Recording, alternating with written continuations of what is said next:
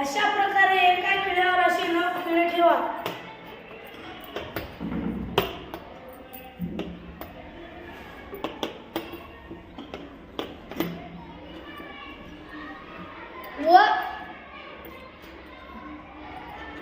व त्यावर नंतर अशा प्रकारे एक खिळा ठेवा आणि मग त्याला नंतर अशा प्रकारे उचलून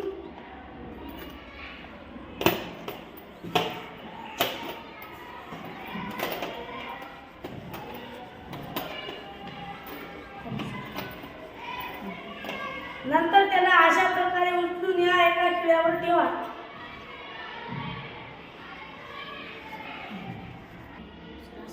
अशा प्रकारे एका खिळ्यावर 10 खिळे असे संतुलित करतात.